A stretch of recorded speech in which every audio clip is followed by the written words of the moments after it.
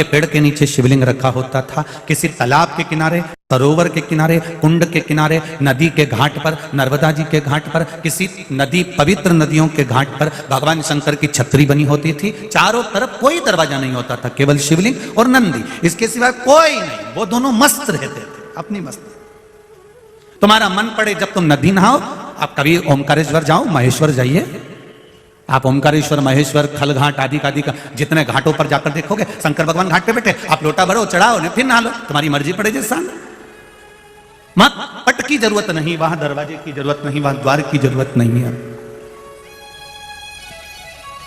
मेरे माता पिता के दरवाजे पर, मेरे देव अधिदेव महादेव के दरवाजे पर द्वार की जरूरत नहीं है, क्योंकि वो 24 घंटे तुम्हारा इंतजार करता है कि तुम जब मेरा नाम लोगे मैं दौड़कर तुम्हारे पास आऊंगा। कोई भरोसा नहीं मौत कहां आएगी, क्योंकि उसने लिख कर रखा है।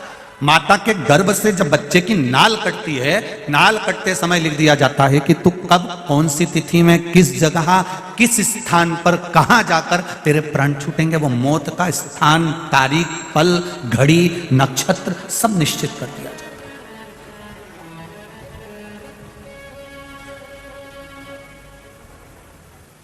रामकृष्ण परमहंस जी से स्वामी विवेकानंद जी ने पूछ लिया था, गुरुदेव मनुष्य को भजन कब करना चाहिए, मनुष्य को भगवान का नाम कब लेना चाहिए, मनुष्य को भगवत स्मरण कब करना चाहिए। यह रामकृष्ण परमहंस जी से स्वामी विवेकानंद जी ने पूछा। रामकृष्ण परमहंस जी ने कहा, मरने के 5 मिनट पहले भगवान का भजन करना चाहिए। बोलो कब, जम के बोलो जरा। मरने के 5 मिनट पहले रामकृष्ण परमहंस जी कह रहे हैं स्वामी विवेकानंद जी से कि मरने के, प्रेशर बढ़ाओ थोड़ा, मरने के 5 मिनट पहले भगवान का भजन करना चाहिए। स्वामी विवेकानंद जी ने कहा, यह कैसे मालूम पड़ेगा कि कब मरेंगे। तो रामकृष्ण परमहंस जी ने कहा, जब तुम्हें मरने का समय नहीं मालूम तो हर 5-5 मिनट में भजन करते रहो, निपटने का मालूम नहीं है तो भजन तो करो। जीवन का क्या भरोसा है कब चले जाओगे, इसलिए हर 2 मिनट में, 5 मिनट में श्री शिवाय नमस्तुभ्यम जपते रहो।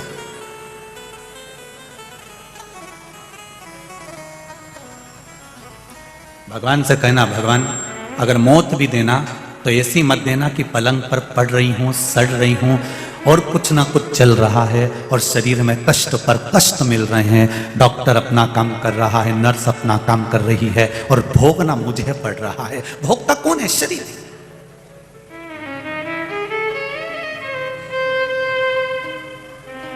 दुनिया के लोग पैसे लगा सकते हैं, दुनिया के लोग दवाई दे सकते हैं, पर दुनिया के लोग आपके दर्द को सहन नहीं, दुनिया के लोग नहीं सहेंगे। दर्द अपने को सहना है, कष्ट अपने को सहना, दुख अपने को सहना। कुछ चीजें कितनी अच्छी बताई गई है कि यह मनुष्य को खुद करना पड़ती है। भोजन अपने हिस्से का अपने को करना पड़ेगा, छींकना अपने हिस्से का अपने को करना पड़ेगा, भजन अपने हिस्से का अपने को करना पड़ेगा। ये सब अपने हिस्से का अपने को करना, दुख अपने हिस्से का अपने को भोगना पड़ेगा। तुम्हारा सिर दुख रहा है और तुम अपनी बहू से कह दो, बेटा मेरा सिर दुख रहा है, मेरे बत्तल का तेरा दुख जाए, दुखेगा? और उसका दुखने वाला भी नहीं है और तुम्हारा दुखा देगी उल्टा। तो ये नहीं कि अपना दुख कोई दूसरा भोग लेगा, अपना दुख अपने आप को भोगना, अपने शरीर को भोगना। इसलिए फिर कहें, मत बुरे कर्म कर बंदे वरना पछताएगा, भगवान की आंखों से तू बच नहीं पाएगा, तू बच नहीं पाएगा। अरे ओ अज्ञानी मत करना जानी, तेरे कर्म का फल भी तू ही पाएगा, जैसा किया तूने तेरे आगे आएगा। मत बुरे कर्म कर बंदे, मत बुरे कर्म कर बंदे वरना पछताएगा, भगवान की आंखों से तू बच नहीं पाएगा, तू बच नहीं पाएगा। बड़ा मुश्किल है हमारे दुख को, हमारे दर्द को, हमारे कष्ट को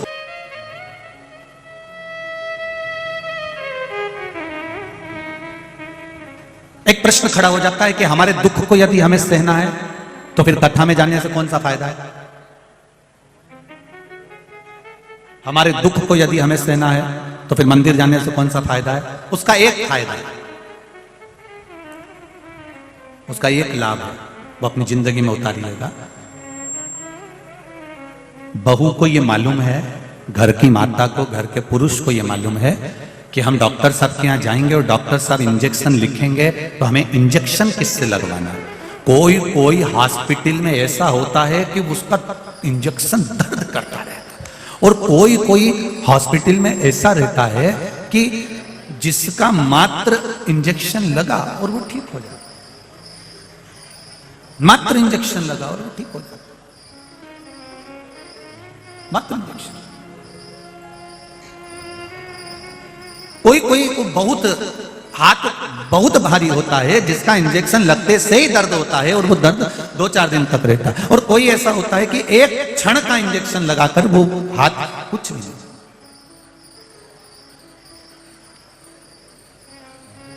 मारा, फिर वो इंजेक्शन का दर्द ही नहीं होता।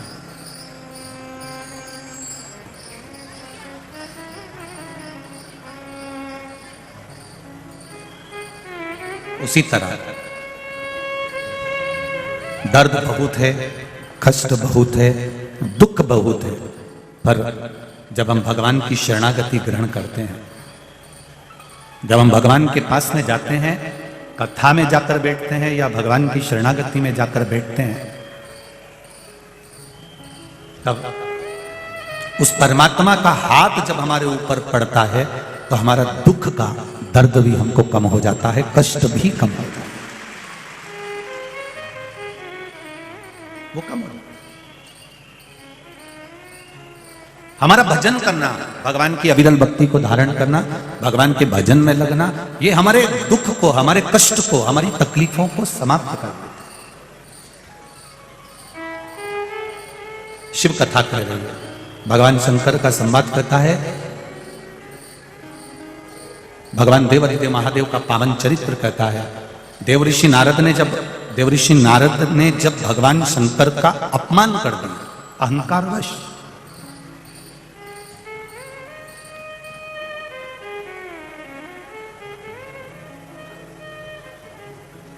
जब अहंकारवश भगवान शिव जी का अपमान कर दिया, देवऋषि नारद ने जाकर भगवान शिव के सम्मुख में जाकर कह दिया, आप काम को नहीं जीत पाए, मैंने काम को जीता है। शिव जी को जब थोड़ा सा नीचा दिखाया तब भगवान शंकर को क्रोध नहीं आया। शिव जी ने अपने गले की रुद्राक्ष की माला उतारकर देवऋषि नारद के गले में दे दी, और देवऋषि नारद के गले में जब माला पहनाई, देवऋषि नारद आगे गए, उन्होंने अपनी गले की माला निकालकर जमीन पर पटक दी और सीधे भगवान विष्णु के पास चले गए,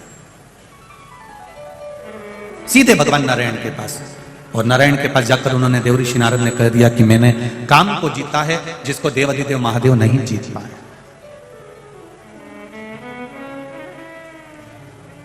ये हमारा अभिमान है, जो दुनिया में कोई नहीं कर पाया वो मैंने कर दिया, ये अभिमान है।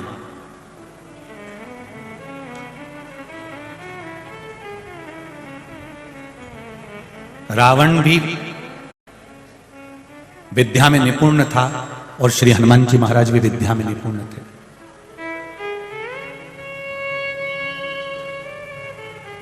रावण भी विद्वान था, हनुमान जी महाराज भी विद्वान थे, पर रावण को विद्वान कहा गया पर विद्यावान नहीं कहा गया।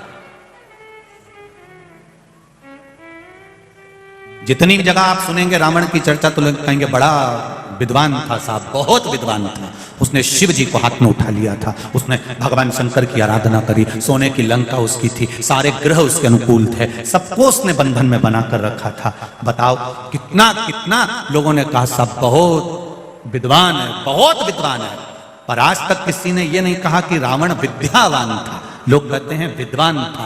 विद्वान और विद्यावान में अंतर होता है। विद्वान जो होता है उसको अहंकार बहुत, अपन बात बात में कह देते हैं साहब ये बड़ा विद्वान व्यक्ति है, बहुत विद्वान है। विद्वान है तो समझना ना कहीं इसको अहंकार फंसा हो। साहब हमारे गांव के ये बड़े विद्वान व्यक्ति हैं, अब वो कहीं ना कहीं अभिमान उसके सम्मुख में आ जाएगा। साहब ये बड़े विद्वान है, विद्वान फिर अभिमान सामने आ जाएगा। और जो विद्यावान है, इसलिए हनुमान जी की स्तुति में कहते विद्यावान गुणी अति चातुर। हनुमान जी को विद्वान नहीं कहा किसी ने भी, हनुमान जी को विद्वान कोई नहीं बोला, हनुमान जी को बोले तो कहा विद्यावान गुणी अति चातुर। अर्थात हनुमान जी महाराज विद्यावान है, और जो विद्यावान होता है वो झुकना जानता है, नम्रता जानता है और वात्सल्यता जानता है। उसके भीतर करुणा होगी, वात्सल्यता होगी, नम्रता। आप कितने भी करोड़पति बन जाओ, धनपति बन जाओ, सत्तापति बन जाओ, वैभवपति बन जाओ, चाहे कितने भी ऊंचे सिंहासन पर बैठ जाओ, विद्वान तो कोई भी बन सकता है। आप किसी को थोड़ा सा ज्ञान दे दीजिए, थोड़ा धन दे दीजिए, थोड़ा वैभव दे दीजिए, थोड़ी सत्ता दे दीजिए, विद्वान कोई भी बन सकता है। पर विद्यावान बनने में पूरी जिंदगी निकल जाती है कि धन भी आए तो हम नम्रता सीखें, कुर्सी का पद भी मिल जाए तो हम नम्रता सीखें, वैभव भी मिल जाए तो हम नम्रता सीखें। जिसमें नम्रता का भाव होता है वो जीवन का सबसे बड़ा विद्यावान व्यक्ति होता है। वो विद्वान नहीं कहलाता, उसकी विद्या की निपुणता हो, उसकी विद्या की प्रबलता हो।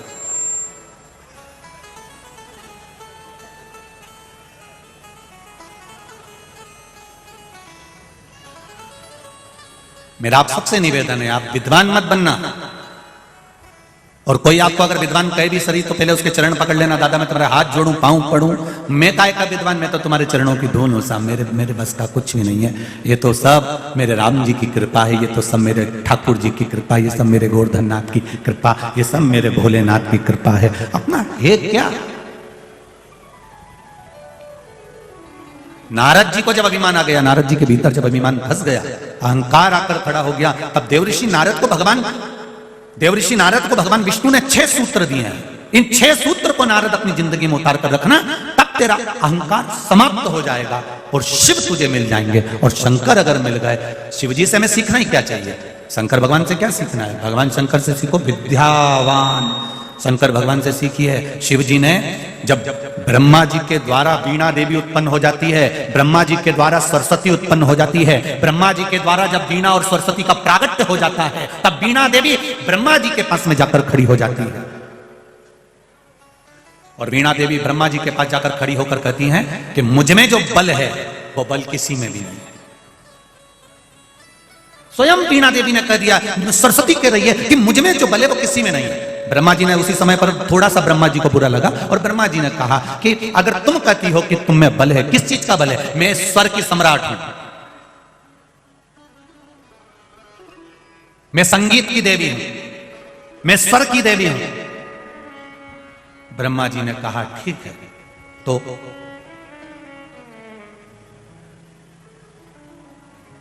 बच्चों के लिए तो तुम्हें नम्रता होना चाहिए ना।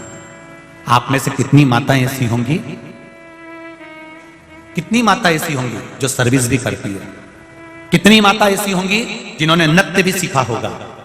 कितनी माताएं ऐसी होंगी, कितने पुरुष ऐसे होंगे जिन्होंने गायन की, संगीत की क्लासें भी करी होगी?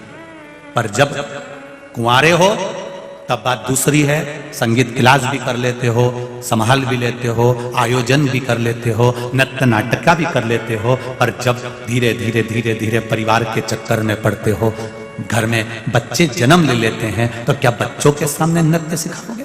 नहीं, पहले अपनी औलाद को, पहले अपने बच्चों को संभालोगे कि मेरा बच्चा समझ जाए, उसके बाद मैं दूसरी जगह क्लास लगा लूंगी, दूसरे को सिखा दूंगी या कार्यक्रम करने चली जाऊंगी। अपना बच्चा समझना चाहिए। कितने भी औहदे पर बैठ जाओ, कितने भी पद पर बैठ जाओ, पर अपनी नम्रता को मत छोड़ो। सरस्वती मैया ने, वीणा देवी ने कह दिया कि तुम मुझे जानते नहीं हो, ब्रह्मदेव से कर रही हैं, मेरे में वो बल है, मुझ में वो स्वर है, मुझ में वो संगीत है, मुझ में वो ज्ञान है जो कहीं नहीं हो सकता। ब्रह्मा जी ने कहा तुम्हें एक बार अच्छे से समझ लेना चाहिए कि अभिमान बेकार होता है। पर वीणा देवी का वो भाव समाप्ति नहीं हुआ। तब वीणा देवी एक इंद्र की सभा में बैठी हुई थी, और इंद्र की सभा में ही, उस पावन सभा के अंदर आज देवऋषि नारद के मित्र श्री तुम्बरुका जी आ गए। समझिए जरा, बहुत विचित्र कथा है, इसको समझिएगा जीवन में कि इस जीवन में इस कथा को कैसे उतारा जाए। देखिए जी, उस कथा में तुम्बरुका जी आ गए। तुम्बरुका जी कौन? मानव सा शरीर है, घोड़े का मुंह लगा है, हाथ में करताल है, बीणा डली हुई है। वो बीणा का नाद करते हुए जैसे नारद जी भजन करते हैं, उसी तरह भजन करने में और तुमरुका जी के भजन करने में अंतर होता है। तुमरुका जी जब भजन गाते हैं, तुमरुका जी जब कीर्तन करते हैं, तुमरुका जी जब गायन करते हैं और कुछ बोलते हैं, तो कहते हैं कि 33 कोटि देवी देवता के पांव थिरकने लगते हैं, वो उठकर खड़े हो जाते हैं।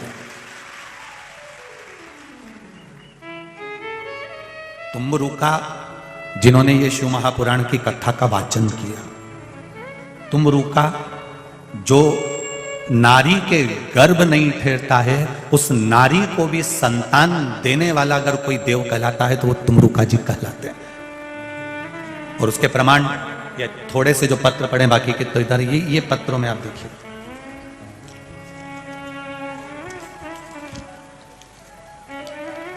कुसुम राठौर 462 रामानंद नगर इंदौर। कहीं बैठी हो तो हाथ हिलाइएगा, कहीं बैठी हो तो हाथ हिलाइएगा। कुसुम जी राठौर 462 रामानंद नगर इंदौर। मोबाइल नंबर भी आपका लिखा हुआ है। कहीं बैठी हो तो हाथ हिलाइएगा, जहां कहीं भी हो, दोनों हाथ एक बार हिला दीजिएगा। उन्होंने भजन की एक लाइन लिखी है, छोड़कर सारा जमाना तेरे धर्म पे आ बैठे हैं। क्या बखान करूं गुरुदेव, आंकड़े की जड़ पशुपतिनाथ का व्रत और तुमरुका जी के नाम में क्या बल है। मेरी मासी की शादी को 24 साल हो गए थे, उन्हें संतान सुख नहीं था। इस वजह से उन्हें परिवार वाले भी बहुत अपशब्द कहते थे। कई जगह इलाज करवाया पर 24 साल तक संतान नहीं हुई। हमने आपकी कथा 2021 में आखिरी के महीने में श्रवण करी, तब आपने पशुपति व्रत का वर्णन किया, तुमरुका जी का नाम लेकर सफेद आंकड़े की जड़ का वर्णन किया। कथा सुनकर एक उम्मीद जाग गई। मैंने मासी माँ से कहा, इतना इलाज करवाया है, एक बार ये उपाय भी करो। फिर हम 3 मार्च को कुबेरेश्वर धाम आए और वहां बाबा से बोल कर आई कि बाबा, मैं यहां से जाने के बाद मासी माँ के लिए पशुपतिनाथ का व्रत करूंगी, मेरी मासी भी करेगी, आप कृपा करना। मेरी मासी नाम लेकर अपनी कमर में शिव मंदिर में जैसा आपने बताया था वैसा बांधा। 19 अप्रैल को मेरा दूसरा पशुपतिनाथ का व्रत था और मासी माँ उस समय गर्भ से हो गई थी। 21/11/2022 को मासी माँ को 2 पुत्र रत्न की प्राप्ति हुई है, जिनके फोटो मैंने पत्रिका में लगा। ये 2 पुत्र हुए। अब 24 वर्ष एक पत्र आया है, ये भी देख लीजिए। 12 साल के बाद बाबा ने संतान दी है।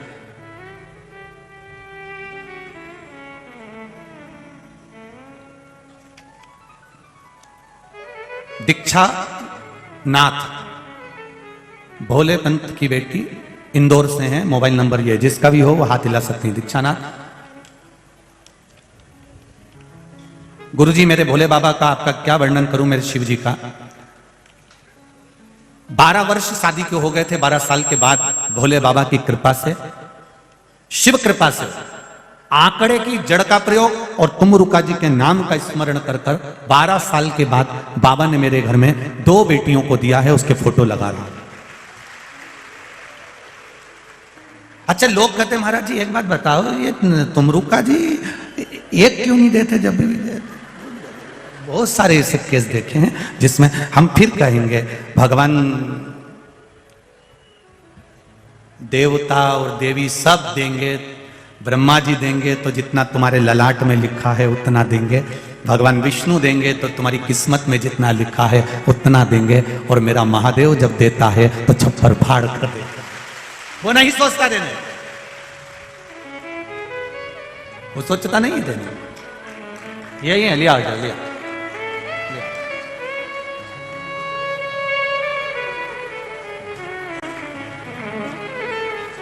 तेरी कृपा बिना नहीं ले एक भी अणु लेते हैं श्वास, तेरी कृपा से तनो तनो।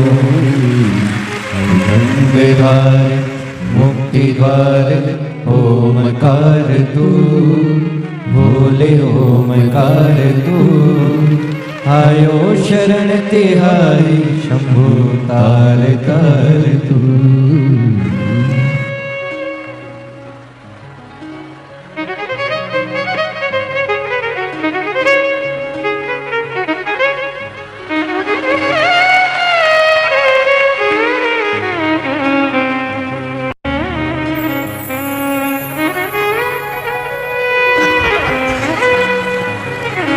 दीदी बोल रही हैं, इनको थोड़ी सी भी तकलीफ होती है तो मैं एक बेलपत्री इनके पास में रख देती हूँ और वही बेलपत्री बाबा की घुटी में घिस के दे देती हूँ, मेरा बाबा लाज रख ले।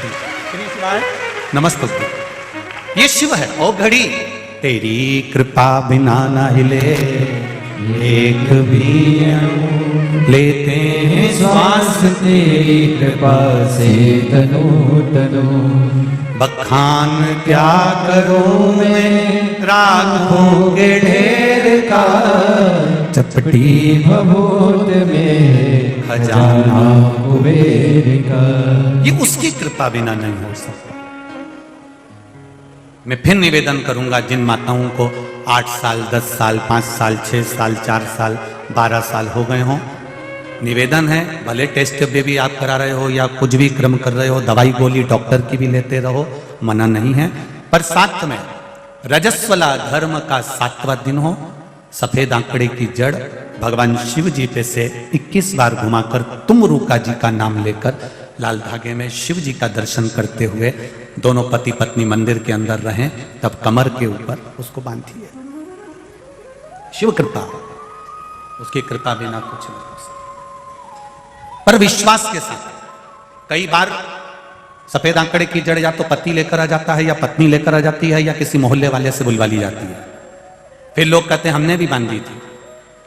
या सफेद आंकड़े की जड़ का नियम है, संकथा तुम रुका जी बाचने बैठे हैं तो उन्होंने कह दिया था सुनो चंचुला देवी तुम बेधव्य हो, तुम कथा सुन सकती हो, उस कथा के बल पर तुम पति के लोग जा सकती हो, पर जोड़े से कथा सुनने के लिए किसी को होना जरूरी है। तब उस समय पर तुम रुका जी ने मार्ग बता दिया हमको कि सफेद आंकड़े की भी जड़ अगर लेकर आना है तो पति पत्नी दोनों जाएंगे, दोनों लाएंगे साथ में, तब जाकर उसको शिव मंदिर तक दोनों लेकर जाएंगे। शिव के द्वार पर दोनों मानेंगे। हम दोनों में से किसी को भी अगर दोष है, कोई तकलीफ है, तो बाबा आप बैठे हो, आप बैठे हो। अब कई बार पति से मंगवा लिया, आपने बांध ली, कई बार पत्नी लिया थी, कभी मोहल्ले के लोगों से मंगवा लेते हो, कभी रिश्तेदारों से मंगवा लेते हो, क्योंकि तुम तो पढ़े लिखे हो, तुम कहां जाते हो? शिव भक्ति की ओर अग्रसर। तुम रुका जी सभा में पहुंच गए, बीणा देवी गा रही थी, सरस्वती मैया स्वर फैला रही थी, और तुम रुका जी उस समय पर पहुंचे। पहुंचते से तुम रुका जी ने केवल अपनी बीणा का एक तार बजाया। अभी तक सरस्वती के गायन पर सब बैठे हुए थे, केवल तुम रुका जी का बीणा का एक स्वर बजा और 33 कोटि देवी देवता खड़े हो गए। एक स्वर बजते ही तुम रुका जी का मात्र बीणा का एक स्वर पड़ते से ही सब खड़े हो गए। बीणा देवी का चेहरा नीचे झुक गया, बीणा देवी के चेहरे पर सल पड़ गए। मैंने इतना गायन किया तो कोई नहीं खड़ा हुआ, मैंने इतना भजन गाया तो कोई नहीं खड़ा हुआ, और तुम रुका जी केवल एक बीणा का एक स्वर ही दिया था, सब खड़े हो गए। ऐसा क्या है इसमें? तब ब्रह्माणी सरस्वती बीणा देवी वापिस आई ब्रह्मा जी के पास में, मुझ में क्या कमी है? ब्रह्मा जी ने कहा तुम्हारे स्वर के लिए अभी तुम्हें और मेहनत करना पड़ेगी। मुझसे ज्यादा ज्ञानवान कौन होगा स्वर के लिए? मुझसे ज्यादा प्रबल कौन होगा स्वर के लिए?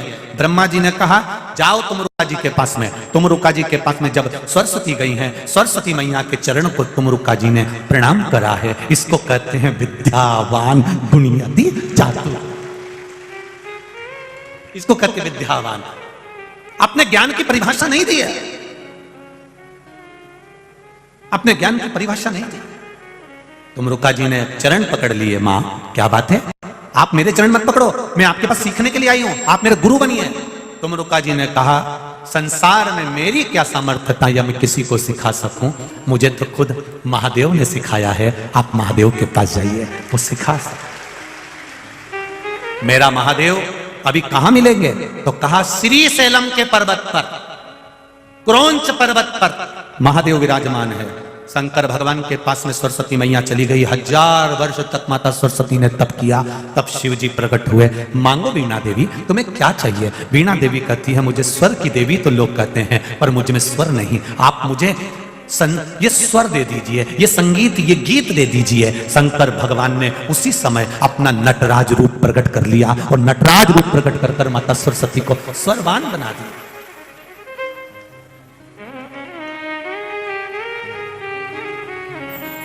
बच्चों से कहना चाहेंगे, छोटे छोटे बच्चों से, आप माता सरस्वती की आराधना करा करो।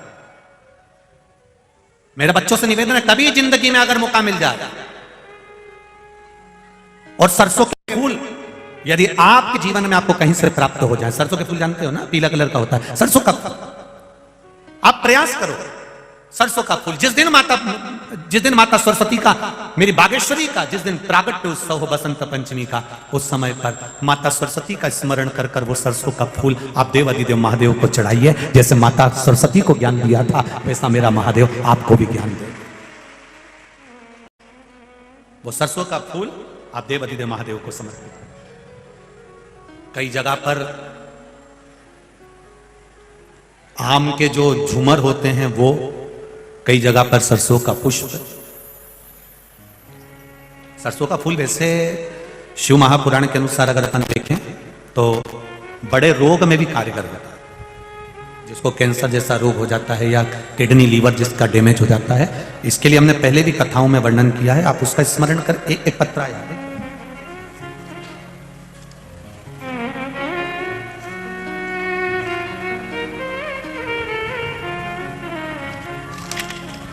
तेरी कृपा बिना न हिले एक भी लेते हैं श्वास तेरी कृपा से तनु तनु। है गंगाधार मुक्ति द्वार ओमकार तू, भोले ओमकार तू। आयो शरण तेरा शंभो तार तार तू। बखान क्या करूं मैं रातों के ढेर का, चपटी भभूत में खजाना कुबेर का। दो पत्र हैं, बड़ा ध्यान दीजिएगा।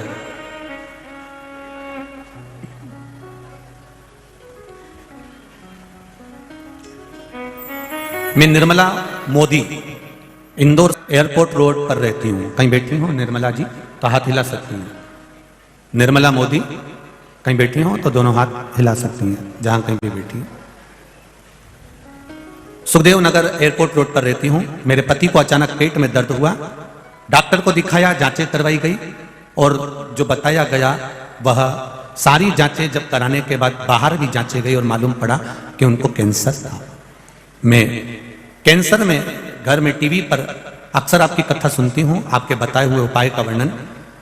शिव जी पर एक लोटा जल और भगवान शंकर का जो उपाय निश्चित किया गया है वो उपाय करना प्रारंभ करा।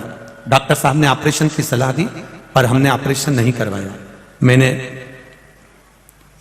सब दूर सुन रखा था कि कैंसर का इलाज तो करवाते हैं पर धीरे धीरे धीरे धीरे शरीर तो बेकार होता चले जाता है ऑपरेशन के बाद।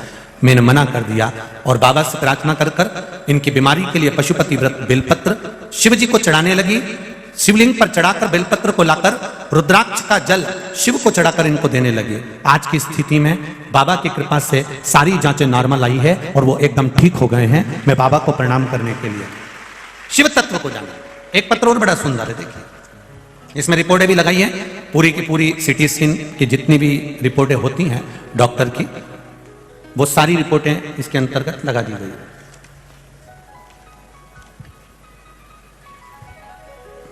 मनोज जंगदाड़े बाकड़ पिपरी चिंचवाड़ा पुणे से आए हैं। कहीं बैठे हो तो हाथ हिलाइएगा। पुणे से आए हुए हैं, कहीं बैठे हो तो हाथ हिलाइएगा, जहां कहीं भी बैठे हो। गुरुजी,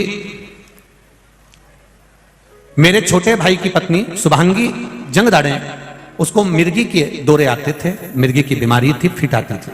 उसके कारण उसके दिमाग में 4 गठाने बताई गई जो कि 4 गठाने ठीक नहीं हो रही थी। उसको मिर्गी के दौरे शीघ्र ज्यादा से ज्यादा आने लगे। आपने कुंदकेश्वर वाला उपाय बताया था। ये जो कुंदकेश्वर का जो उपाय है, पहले भी कहा, मिर्गी आने वालों के लिए जो पूर्व में डला हुआ है कुंदकेश्वर का उपाय वो आप कर सकते हैं। कुंदकेश्वर का जो उपाय बताया था पशुपति व्रत के साथ में उसको किया। बाबा की कृपा से उसकी सारी रिपोर्टें नॉर्मल आ गई हैं और मिर्गी के दौरे बंद हो गए हैं। ये शिव तक सारी रिपोर्टें पीछे लगाई गई है, सारी रिपोर्टें पीछे लगा दी हमारे जो जांचें कराई हैं।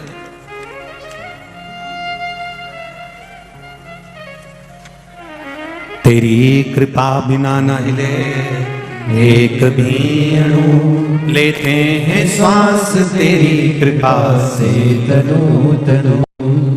बखान क्या करूं मैं राखों के ढेर का, चपटी भभूत में खजाना कुबेर का। शिव कथा कर रहे तुमरुका जी से शिव जी के द्वार तक जाना और शंकर भगवान की शरणागति में रहकर हजारों वर्ष तक माता वीणा वादिनी ने, माता सरस्वती ने श्री सेलम पर तप किया। इसलिए आज भी हम जब श्री सेलम के पर्वत पर मल्लिकार्जुन भगवान का दर्शन करने जाते हैं तो मंदिर में प्रवेश करने से पहले श्री सेलम के शिखर पर, श्री सेलम पर्वत की सबसे ऊंची चोटी पर माता वीणा वादिनी का, माता सरस्वती की मूर्ति विराजमान है और उसके पास में नटराज की मूर्ति विराजमान है। यह हमको सीख देती है कि हमने बाबा की भक्ति को धारण किया, हमने बाबा की भक्ति को धारण किया। ये सीख ले रही, शिव कथा कर रही है, भगवान शंकर का गुणगान कर रहा है कि हम विद्वान ना बने, हमें क्या बनना है? जम के बोलो जरा, विद्यावान बनना। और विद्यावान बनने में सबसे बड़ी चीज होती है कि हमारी नम्रता, हमारा झुकना, प्रणाम करना। हनुमान जी महाराज को विद्यावान गुणी अति चातुर कहा गया, उनकी विद्या की प्रबलता। शिव कथा कर देवऋषि नारद को भगवान ने 6 सूत्र दिए हैं। इन 6 सूत्र को नारद जी अगर तुम धारण कर लोगे तो तुम्हारा अभिमान अपने आप चला जाएगा और तुम शिव तत्व को प्राप्त कर लोगे। वो 6 सूत्र दिए गए। पहला सूत्र है सिर पर त्रिपुंड लगाना नारद, और अगर त्रिपुंड से वंचित हो जाओ तो पंचाक्षर मंत्र। पंचाक्षर मंत्र कौन सा? जम के बोलिए जरा, नमः शिवाय। बोलो जरा अच्छे से, नमः शिवाय। ये नमः शिवाय पंचाक्षर मंत्र है। ओम नमः शिवाय षटअक्षर मंत्र है। ओम नमो भगवते वासुदेवाय ये 12 अक्षर मंत्र है। राम 2 अक्षर का मंत्र है। कृष्ण 2.5 अक्षर का मंत्र है। जब कभी मौका मिल जाए देवऋषि नारद, जब आपका चित्त, जब आपका मन, जब आपकी वृत्ति दिल से भगवान की भक्ति में डूबे तब पंचाक्षर मंत्र का जाप करिए, नमः शिवाय नमः शिवाय नमः शिवाय नमः शिवाय। इस पंचाक्षर मंत्र का जाप करिए। और जब आप अक्षर मंत्र से भी आप वंचित रह जाएं तो एक काम करिए, अपने गले में रुद्राक्ष धारण कर लीजिए। एक रुद्राक्ष धारण करने वाला जीव अगर अचानक प्राणों को त्याग भी देता है तो उसको लेने के लिए यमदूत नहीं आते, स्वयं महादेव आते हैं। नंदी स्वयं महादेव, एक रुद्राक्ष धारण करने वाला। जाने रुद्राक्ष को आज के जमाने में तो खैर सब जगह रुद्राक्ष मिल जाते हैं, प्राप्त हो जाते हैं, पर हम तो कहेंगे कभी योग लगे। भाई वैसे तो अभी सीहोर में रुद्राक्ष वितरण बंद है, पर कभी जीवन में अगर योग लगे, रुद्राक्ष जब वितरण होंगे, रुद्राक्ष जब बांटे जाएंगे, तो अभी तो रुद्राक्ष वितरण बंद है। केवल जो रोगी व्यक्ति होते हैं, रोगवान होते हैं, उनका फाइल देखकर, उनकी जांचें देखकर वहां से रुद्राक्ष दे दिया जाता है। पर कभी योग लगे, वैसे तो तारीख रखी है लगभग शायद 16 फरवरी से है, 16 फरवरी से 22 फरवरी सीहोर कुबेरेश्वर धाम पर रुद्राक्षोत्सव रहेगा। वैसे तो उस समय पर प्रयास पूरा है रुद्राक्ष बांटने का। तो रुद्राक्ष जब मिले आपको सीहोर का, प्राप्त हो जाए कुबेरेश्वर बाबा का रुद्राक्ष, तो प्रयास करिएगा, उसको संजो कर रखिए, संभाल कर रखिए। कभी रोग में, बीमारी में, तांबे के कलश में उसको गला दीजिए, पानी शिव जी को चढ़ा दीजिए, उस जल का आचमन करिए, उसको अपने पास रखिए, संजो कर। और आपके घर में जो रुद्राक्ष है उसको भी आप भगवान की अविरल भक्ति में धारण करें। ऐसा नहीं है कि आप जो रुद्राक्ष धारण कर रहे हैं, रुद्राक्ष पहन रहे हैं, वो हल्का है। रुद्राक्ष रुद्राक्ष होता है, उसकी भक्ति धारण करें। नारद जी, ये तीसरा सूत्र है। मान लो त्रिपुंड नहीं लगा सकते, पंचाक्षर मंत्र का जाप नहीं कर सकते, तो रुद्राक्ष धारण करो। अगर रुद्राक्ष धारण नहीं कर सकते तो शिव कथा को सुनने के लिए जाना प्रारंभ करो, कम से कम यह तो कर सकते। और नारद जी, अगर शिव महापुराण की कथा भी नहीं सुन सकते तो फिर 5वें नंबर का जो सूत्र बताया है कि शिव महापुराण की कथा की चर्चा अगर तुम्हारे कानों तक चली जाए तो कम से कम, जैसे ही हमको मालूम पड़े कि शिव पुराण, तुमने अखबार खोला, अखबार में पढ़ लिया शिव महापुराण की कथा हो रही है, तो एक बार मुख से श्री शिवाय नमस्तुभ्यम या पंचाक्षर मंत्र या षडाक्षर मंत्र या राम नाम कृष्ण नाम द्वादशाक्षर मंत्र, कुछ भी अपने मुख से भगवान का धारण कर लो। अर्थात इसको कहते चिंतन करना। थोड़ा सा चिंतन शिव पुराण का कर लीजिए। ये 5वां सूत्र। और सुनो नारद जी, अगर ये 5 सूत्र भी आपसे ना बने, आप सुन लो इंदौर वालों जरा अच्छे से, और जितने लोग आस्था चैनल पर सुन रहे हैं, जितने फेसबुक यूट्यूब पर सुन रहे हैं, मान लो ये 5 सूत्र भी आपसे नहीं बन रहा है, त्रिकोण नहीं लगा सकते, रुद्राक्ष नहीं पहन सकते, कथा नहीं सुन सकते, पंचाक्षर मंत्र का जाप नहीं कर सकते, शिव महापुराण कथा का चिंतन नहीं कर सकते, तब कहा ये कुछ भी ना हो तो देव ऋषि नारद 1 लोटा जल भरकर शिव को समर्पित करना प्रारंभ कर दीजिए। शिव मिल जाता है, शंकर प्राप्त हो जाते हैं, भगवान शिव की भक्ति प्राप्त हो जाती है। ये 6 सूत्र देव ऋषि नारद को भगवान विष्णु ने शिव महापुराण में वर्णन किया। जब नारद जी के भीतर अभिमान आ गया उस जगह पर, और ये अभिमान को समाप्त करने के सूत्र बताने के साथ में एक बड़ा सुंदर प्रसंग हमारे यहां पर आ जाता है। महाराज शिव कथा कहती है, भगवान की अविरल कथा कहती है। इन 6 सूत्र में से एक सूत्र भी अगर आपने अपनी जिंदगी में धारण करा है, अपने जीवन में अगर उतारा है, और मेरा विश्वास करता है आप कोई सूत्र धारण करे चाहे ना करे, सारी समस्या का हल, जम के बोलो जरा, 1 लोटा बोल बम का नारा है, बाबा एक सहारा है। बस ये सहारा आपकी जिंदगी में बना रहना चाहिए। हमारे धर्म को, हमारी सभ्यता को, हमारी संस्कृति को, हमारे संस्कारों को, ये हमारा 1 लोटा जल आपको जोड़ कर रखेगा। परिवार टूटेगा नहीं, उसमें सम्मिलित है, ये सुख है। मेरे भोले तेरा सहारा है, मेरी नैया का तू किनारा है। शिव कथा कर रहे हैं। 12 ज्योतिर्लिंग शिव महापुराण के प्रसंग में काशी विश्वनाथ जी का वर्णन किया। मनु शत्रुपा ने भगवान शंकर की भक्ति को धारण किया। भगवान मनु और शत्रुपा ने भगवान शिव की भक्ति को धारण करा। देवाधिदेव महादेव ने पूछा, मांगो तुम्हें क्या चाहिए, बस आप हमारी काशी में आकर विराजमान हो जाओ। तो भक्ति कहते हैं। दुनिया के लोग भले आपको दिखावा कह दें, चाहे कोई अपशब्द कह दे, पर इंदौर वालों की जो भक्ति है वो ये इंदौर की कथा में नजर आती है कि चारों तरफ शिव भक्तों की भक्ति। मैं साधुवाद धन्यवाद दूंगा आदरणीय संजय जी शुक्ला जी को, और खूब इस व्यासपीठ से आशीर्वाद भी दूंगा कि आप ऐसे ही सनातन धर्म की ध्वजा को आगे बढ़ाते हैं। बहुत बहुत ऐसी ही शिव भक्ति आपके भीतर रहे, और सबको संजोकर ऐसे ही आप सत्संग संकीर्तन भगवत स्मरण करते रहे। ये शिव तत्व। भगवान मौका दे तो उस मौके का आनंद लेते हुए भगवत स्मरण का चौका लगा ही देना चाहिए, तो आनंद की अनुभूति हो जाती है। मौका दे भगवान को पर। शिव कथा कर रही। मनु और शत्रुपा के कहने पर भगवान शंकर काशी में आकर विराजमान हो जाते हैं। अगला जो वर्णन स्मरण कराया गया वो त्र्यंबकेश्वर बाबा का कराया गया। गौतम बाबा जो विद्या में परिपूर्ण है, जिनकी भक्ति के बल पर परमात्मा ब्रह्मा विष्णु महेश प्रकट हो जाते हैं, वो साधारण नहीं है। गौतम बाबा पर अब जरा विचार करिएगा। जिन गौतम बाबा के कहने पर मां अंजना शिवजी का शिवलिंग का निर्माण करती हैं और उसकी पूजन करती हैं, और अंजना माता के गर्भ से संतान होती है।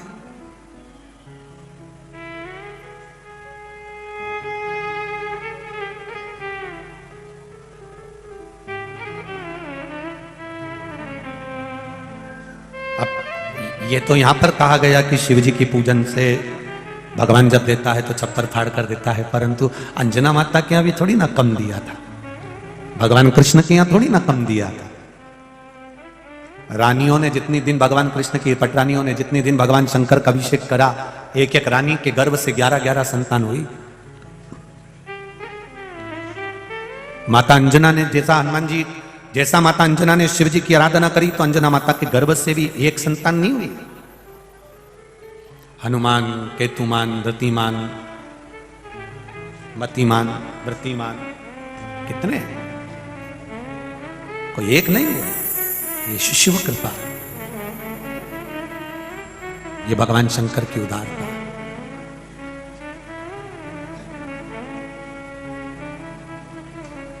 और वो सहजता में देता नहीं, और देता है तो इतना देता है कि बटोरा भी नहीं जाता। ये उसकी कृपा है, ये उसकी करुणा। अब गौतम बाबा पर गौ हत्या का दोष लगा दिया। जब ईर्ष्या प्रकट होती है, अहंकार प्रकट होता है, थोड़ा सा जलन भाव प्रकट होता है, थोड़ी सी ईर्ष्या प्रकट होती है, तो उस ईर्ष्या में हम दूसरे को नीचा दिखाने का प्रयास करते हैं। पर शिव पुराण एक बात बड़ी सुंदर कहती है। कोटि रुद्र संहिता के अंतर्गत देव अधिदेव महादेव ने माता पार्वती को जो कहा है, पार्वती, जब हम ईर्ष्या रखते हैं, किसी को नीचा दिखाने का प्रयास करते हैं, उस जगह पर वो नीचा नहीं होता, जो नीचा दिखा रहा होता है वो नीचा हो जाता है। ये भगवान देव अधिदेव महादेव कोटि रुद्र संहिता में माता पार्वती जी को ज्ञान उपदेश दे रहा है। और वो देखा भगवान की ये पावन कथा तुमरुका जी चंचुला देवी से कहते हैं, चंचुला जरा ध्यान लगाकर सुनिए, चंचुला देवी, इस चंचुला देवी जरा ध्यान लगाकर सुनिए, बिंदुक के लिए तुम ये कथा सुन रही हो, उसका स्मरण करिएगा कि गौतम बाबा जो अपने आश्रम में रह रहे हैं, भजन कर रहे हैं, कीर्तन कर रहे हैं, मंत्र जाप कर रहे हैं, नाम जाप कर रहे हैं, नाम स्मरण कर रहे हैं, के साथ विराजमान है और भगवान की भक्ति में डूबे हुए हैं। वो गौतम ऋषि का जब तेज बल चारों तरफ फैलने लगा, जो देखो वो गौतम ऋषि को पूछने लगा, गौतम बाबा, गौतम बाबा, गौतम बाबा, गौतम ऋषि, गौतम ऋषि, चारों तरफ आवाज आने लगी। तब कुछ लोगों को वो आवाज खलने लगी, तब कुछ लोगों को वो ईर्ष्या जागृत हो गई और कुछ ऋषिवर संत साधु कुछ इकट्ठे हुए और उन्होंने श्री गणेश जी महाराज की स्तुति करी।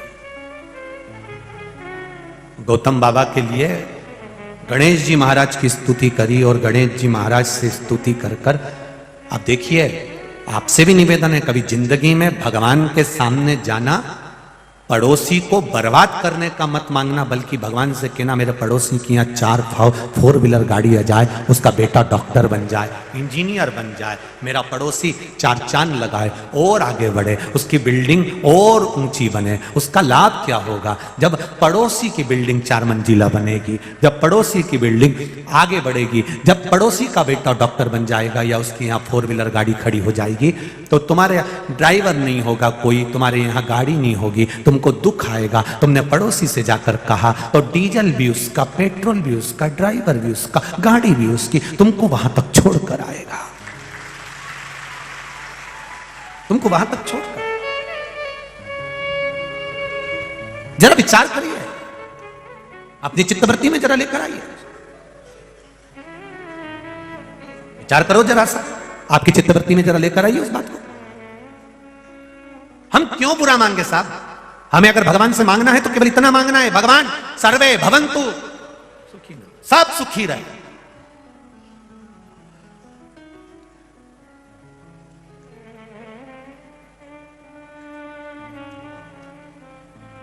ये कथा भले क्षेत्र क्रमांक 1 की कथा रही हो, संजय शुक्ला जी की मित्र मंडली ने कराई हो, पर यह कथा केवल क्षेत्र क्रमांक 1 की या श्री संजय जी शुक्ला जी की नहीं रही, ये पूरे इंदौर की कथा है, पूरे इंदौर। भले संजय शुक्ला मित्र मंडली करा रही,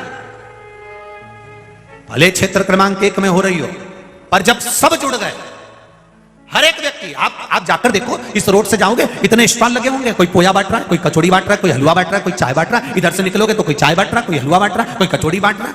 रात के समय आकर देखो तो रात को लोग सेवा में लगे हुए, रात को 1 बजे तक तो मालूम ही नहीं पड़ता कि इंदौर है, सब घूम रहे, कहां जा रहे हैं? कथा स्थल पे जा रहे हैं। तो महाराज तो कथा 2 बजे से बाजता है, तुम रात को 12 बजे जाके क्या करोगे? कुछ नहीं, जो भूमि मिलेगी उस भूमि को प्रणाम कर आना है जहां इतने शिव भक्त आए।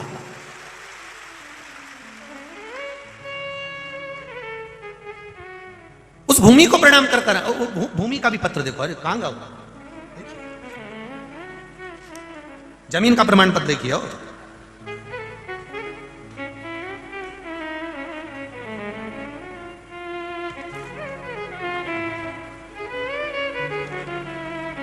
तेरी कृपा बिना नहीं एक भी अणु लेते हैं श्वास तेरी कृपा से तनु तनु।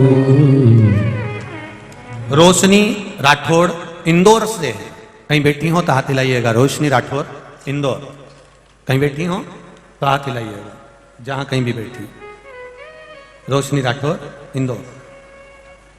मेरी भाभी को 8 माह की गर्भवती हैं, उनको कल शाम को 5 बजे हॉस्पिटल में भर्ती करा, पर वो हॉस्पिटल इंदौर विजयनगर में है, पर गुरुदेव शंकर भगवान की कृपा ले गए।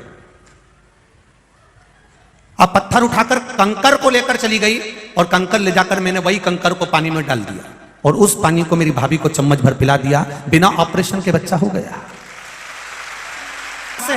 भरोसा, दृढ़ता, डॉक्टर अपना काम करे, आप अपना भरोसा मत डिगने दो।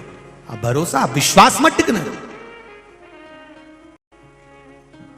भारत माता की ये भूमि, ये जननी है संस्कार, सभ्यता और संस्कृति की, इसलिए इसको भारत माता कहते हैं। माता देती है, प्रदान करती है, बस विश्वास होना चाहिए, आपका भरोसा, आपकी दृढ़ता होना चाहिए। इतना विश्वास। विदेश में कहीं का मरता है तो उसको कहते हैं डेड बॉडी, एक्सपायर हो गए।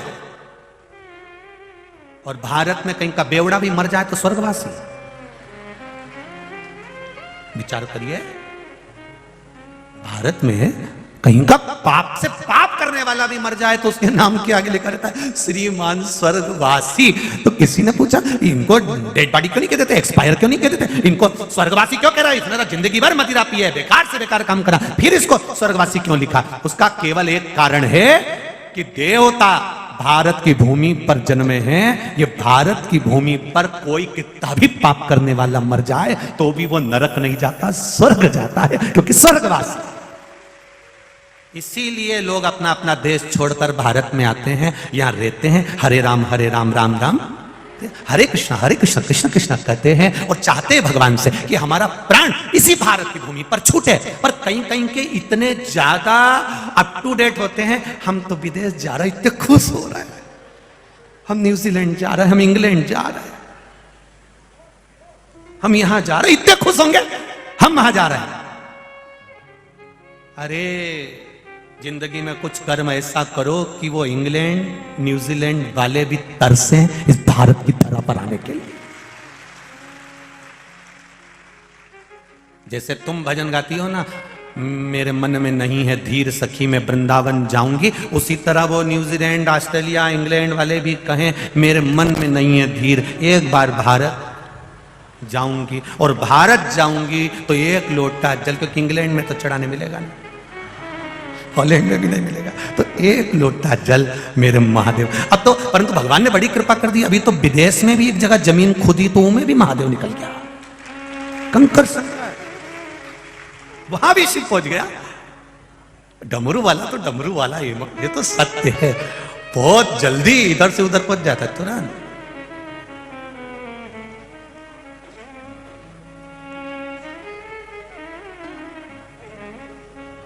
महाराज शिव कथा कर रहे हैं, गौतम बाबा से ईर्षा रखी, ईर्षा रखने वाला रखे, पर गौतम बाबा पर कोई फर्क नहीं पड़ा। तब इन्होंने गणेश जी की आराधना करी। मांगो भगवान से, दूसरे का हित का मांगो, दूसरे का अहित का नहीं। जिन मुनियों ने, जिन संतों ने गणेश जी से वर मांगा, गणेश जी बोले मांगो तुम्हें क्या चाहिए। इतना तप किया तुमने, तुम्हें चाहिए क्या, तो हमको अगर कुछ देना है तो ये वर दे दीजिए कि आप गाय बन जाओ और गौतम बाबा के आश्रम में जाकर प्राणों को त्याग। ठाकुर जी और सभी श्रोता भाई बहन,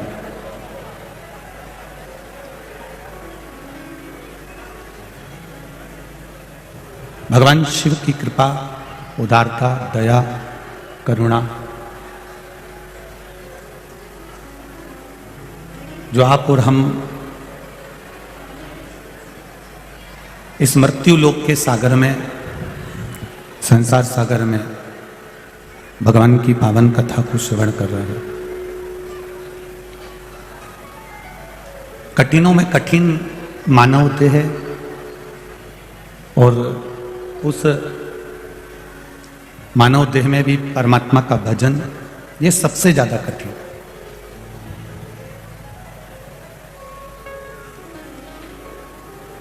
जन्म और मृत्यु, कल भी कथा में कहा था आप लोगों को, ये बक्से नहीं चल रहे हैं क्या? जन्म और मृत्यु, ये दो, एक शुरुआत और एक अंत, इसके बीच का जो हमारा जीवन है, यही सांसारिक जीवन है।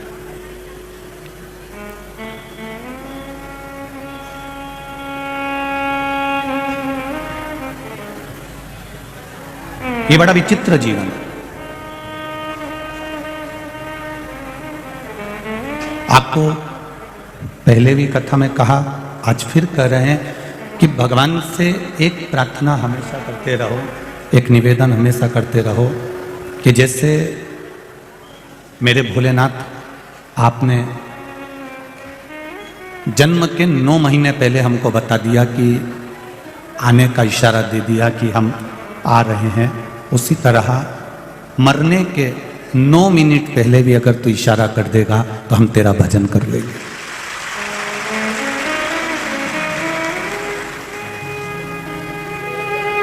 एक थोड़ा सा इशारा मेरे परमात्मा का मिल जाए तो संसार का मनुष्य भगवत भजन कर ले, भगवान की भक्ति को धारण कर ले।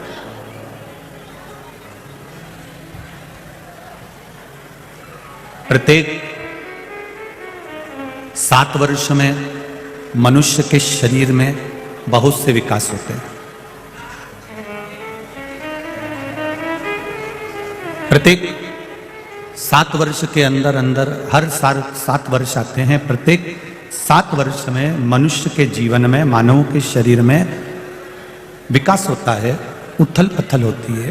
प्रत्येक 7 साल जन्म हुआ, जन्म का जो 7वां साल रहेगा, फिर 7 के बाद में 14वां साल रहेगा,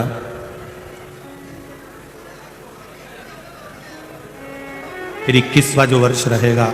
ऐसे जो 7-7 साल में जो हमारी गतिविधियां इधर उधर होती हैं, मनुष्य देह का जो विकास होता है,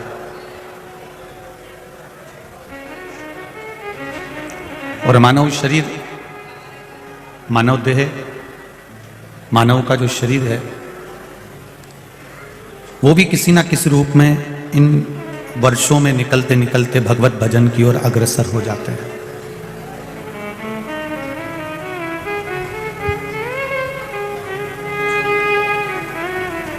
जैसे प्रत्येक 7 वर्ष में यह मानव का शरीर बदलता रहता है, हर 7 साल में बदलेगा।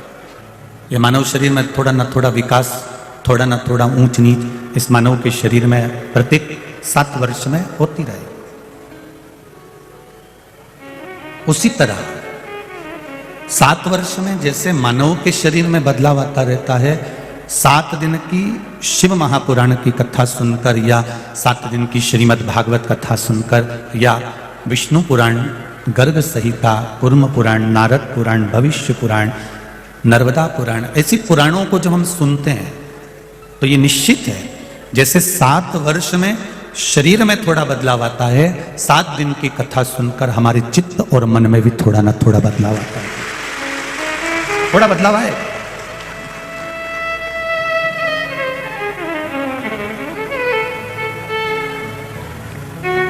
ये भक्ति का बदलाव है। कल कोई कह रहा था, गुरुजी आपने सब जगह कथा करी है, वहां पर आप आखिरी दिन की कथा सुबह बाज देते हो, वहां पर लोग आ भी जाते हैं, पर ये हमारा इंदौर है, यहाँ इतनी जल्दी दुकान नहीं खुलती। यहाँ के लड़के लड़कियाँ, यहाँ के बेटे लोग, यहाँ की बहुएं, यहाँ के माता पिता, यहाँ के लोग इतनी जल्दी उठ नहीं पाते हैं। सुबह कथा में कोई नहीं दिखने वाला।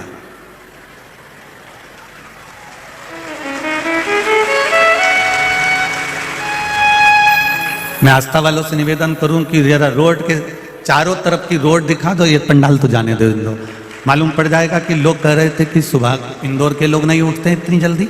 क्यों इंदौर वालों को बदनाम करते हो रे? अच्छा, तुमको भी सुनने में मजा आता है कि गुरुजी कुछ कहे।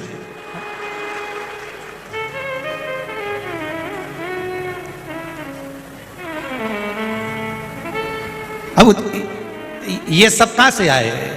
एक सियोर वाला महाराज जी का बुला हुआ में आए? अब ये भी तो आए। भगवत भजन में, संकीर्तन में, भक्ति में समय नहीं देखा जाता कि किस समय पर भगवान की भक्ति हो रही है, किस समय पर भजन हो रहा है। भगवान के पास जाने का, मेरे महादेव के पास जाने का और मौत का कोई समय नहीं है। कभी भी जा सकते हो, कभी का कोई समय नहीं। पहले भी आपको समय में कहा, पहले भी आपको वर्णन करा, कोई समय नहीं। महाराज, ये जीवन, ये मानव का शरीर, ये मनुष्य की देह बड़ी कठिनता में मिलती है। और इतनी कठिन ये मानव का देह, इतना कठिन ये मनुष्य का शरीर है, इसमें अगर भगवान का भजन हो जाए उससे बढ़कर कोई सुख नहीं है। उषा दीदी लोग कह रहे थे कि नहीं आते, चारों तरफ सुबह का समय 9 बजे अगर कथा चालू हुई है तो ये मेरी बहनें, ये मेरी माताएं और ये मेरे भाई सुबह 6 बजे से आके बैठे हुए। अब लोग कहें कि इंदौर के लोग उठते नहीं, कैसे नहीं उठते? इतना है, सुबह 4 बजे से बैठे हो। धन्य है, धन्य है, प्रणाम, नमन है। फिर क्यों लोग कह देते हैं कि इंदौर के लोग तो बहुत लेट उठते हैं? अरे भाई, केवल इनके भीतर जब किसी बात का जुनून हो जाता है, मैंने देखा इंदौर वासियों को, किसी चीज का अगर जुनून हो जाता है तो ये रात भर भी जाग लेते हैं। ये सुबह उठने की तो बात जान लो। बस जुनून होना चाहिए इनको किसी कार्य के प्रति, इनको जुनून होना चाहिए भगवत पथ के प्रति, इनको जुनून होना चाहिए अपने कार्य के प्रति, इनको जुनून होना चाहिए अपनी विद्या के प्रति, इनको जुनून होना चाहिए अपने कर्म के प्रति, अपने कार्य के प्रति। इनको जब जुनून हो जाता है तो फिर ये जाग जाता है। फिर ये इनको फिर कोई इतई के आग लगे बस्ती में अपन रहो मस्ती में, फिर इनको कोई फर्क नहीं पड़ता। फिर ये अपनी भक्ति में मस्त रहते, अपनी अलमस्ती में मस्त रहते। अब शिव पुराण कर रही है महाराज, जन्म और मृत्यु के बीच का जो ये जगह है यही संसार है, और ये संसार में सार केवल एक ही है और वो परमात्मा का नाम स्मरण है।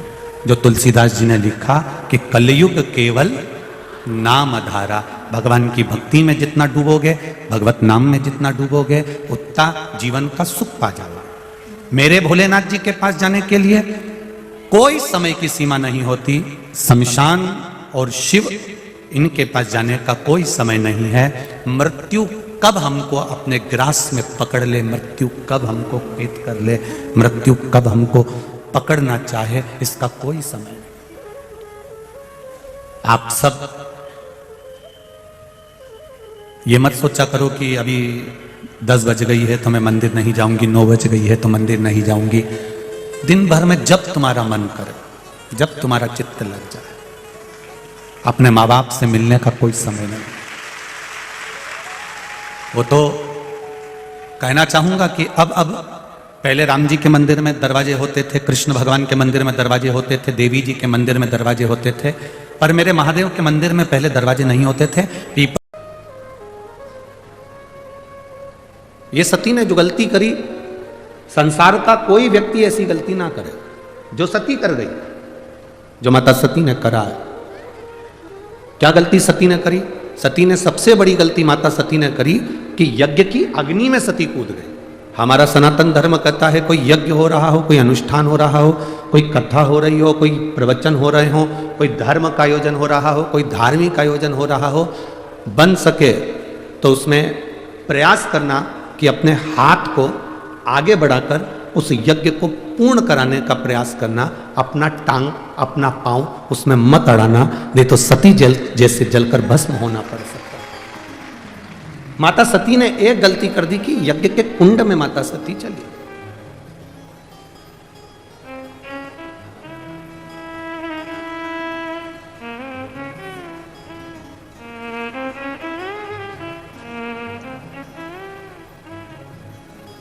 आज हम जब कल रात्रि को यहाँ पहुँचे तो सुबह सुबह एक भैया प्रश्न कर रहे थे, यही सांसद जी के यहीं से कोई होंगे सेवादार भाव वाले, उन्होंने प्रश्न किया, गुरु जी आप कहते हो कि मनुष्य को हमेशा सत्य बोलना चाहिए, सत्यम शिवम, क्या व्यक्ति को कभी झूठ नहीं बोलना चाहिए? हमने कहा बोलो,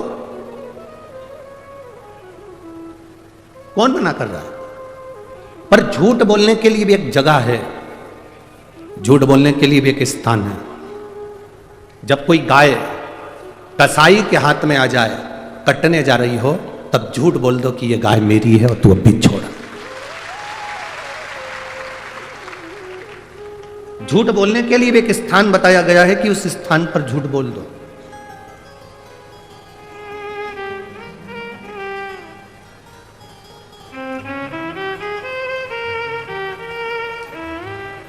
मां अपने बच्चे को जब डराती है, अपने बच्चे को कुछ कहती है तो एकदम डराते डराते कह देती है बाऊ आ जाएगा। बच्चे को भय हो जाता है, डर जाता है, बच्चे में भय उत्पन्न हो जाता है कि बाऊ आएगा।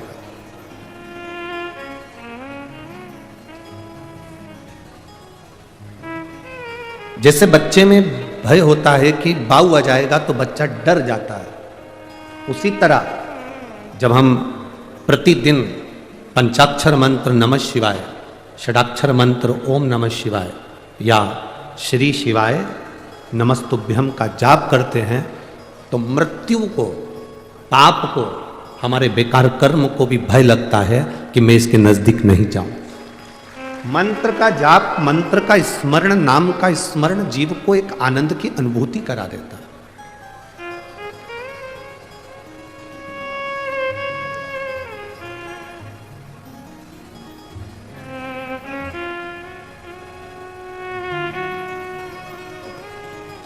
एक आनंद की अनुभूति कराने वाला। महाराज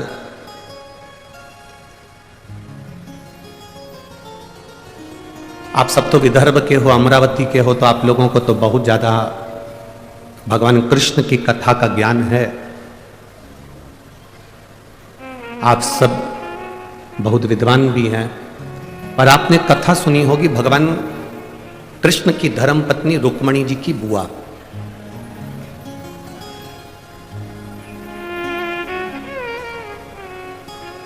माता रुक्मणी जी की एक बुआ थी जिनका नाम इंदुमती था। क्या नाम था? जम के बोलो जरा। इंदुमती। ये रुक्मणी जी की बुआ है, भगवान कृष्ण की बुआ सास है इंदुमती। विदर्भराज भीष्मक की बहन है इंदुमती।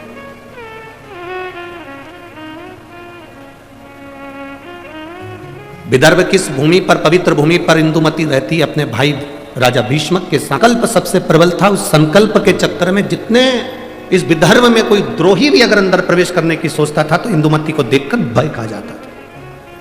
इंदुमती को देखकर उसको भय लगने लगता था। जब किसी का संकल्प बड़ा पक्का होता है, जब किसी का संकल्प बड़ा प्रबल होता है तो द्रोही भी डरता है, दुश्मन भी डरता है। अगर आपका संकल्प पक्का है तो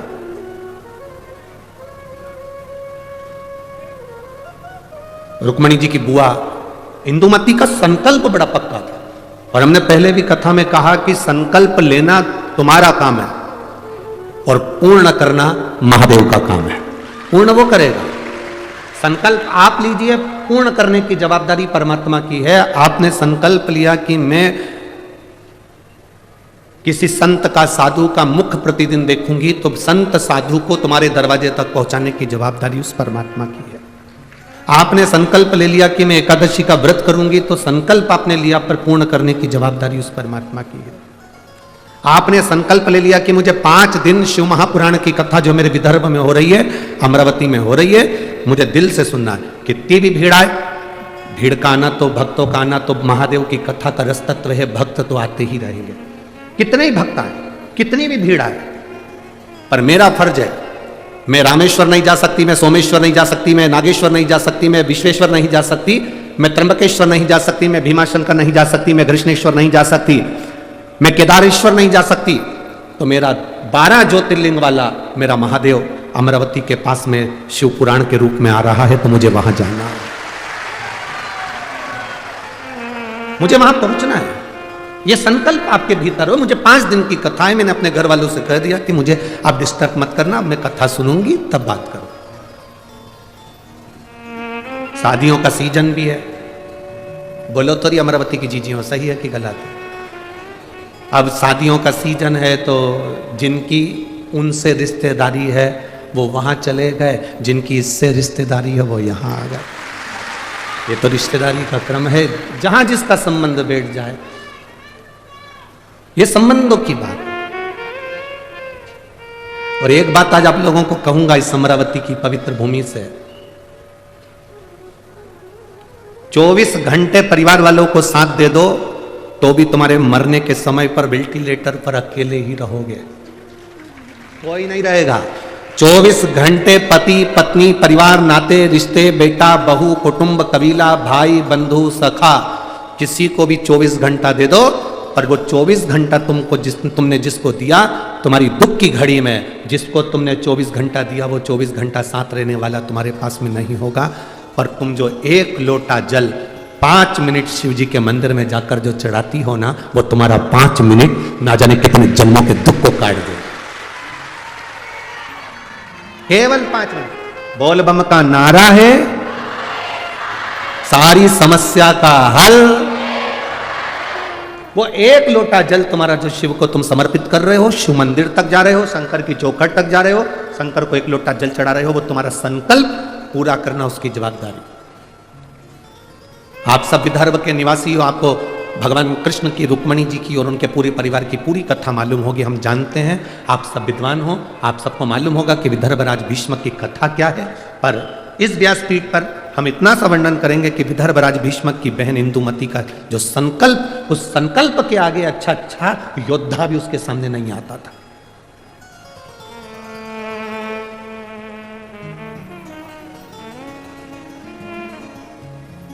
जैसे महाराष्ट्र की पवित्र मां अहिल्याबाई होलकर, मां अहिल्याबाई होलकर के सामने जब चारों तरफ से आक्रमण हो गया तो मां अहिल्याबाई होलकर, सेना मेरी कम है पर विद्रोही ज्यादा है, तब मां अहिल्याबाई होलकर ने भगवान शंकर के शिवलिंग को अपने हाथ में लिया और युद्ध के मैदान में पहुंच गए। हंसते हैं लोग, दूसरे धर्म पर कोई नहीं हंसेगा, पर अपना ही व्यक्ति अपने धर्म पर हंसता है। क्या शंकर जी को जल चढ़ाने से सब काम हो जाता है? क्या शिव जी के बेलपत्र खाने से बीमारी दूर हो जाती है? क्या श्री शिवाय नमस्तुभ्यम बोलने से कोई लाभ हो जाता है? ये पहले दिन के पत्र हैं, आधे इधर रखे हैं, थोड़े इधर।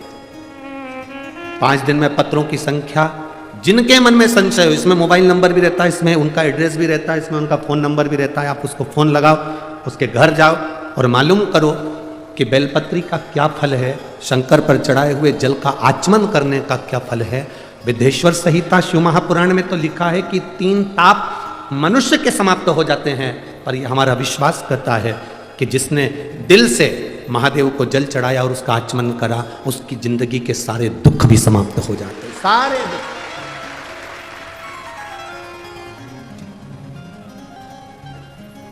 खाली न जाता कोई दर से तुम्हारे, मैं भी खड़ा हूँ नंगे बाह पसार, अपने हृदय से लगा लो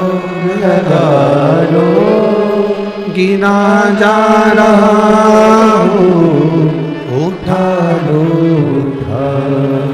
प्रभु अपने दर से उठा। एक बेलपत्र का क्या फल है, शिव जी को जल चढ़ाने का क्या फल है, शंकर की स्तुति करने का क्या फल है, यह हमारा चरित्र, यह हमारी शिव महापुराण बार बार वर्णन करती है।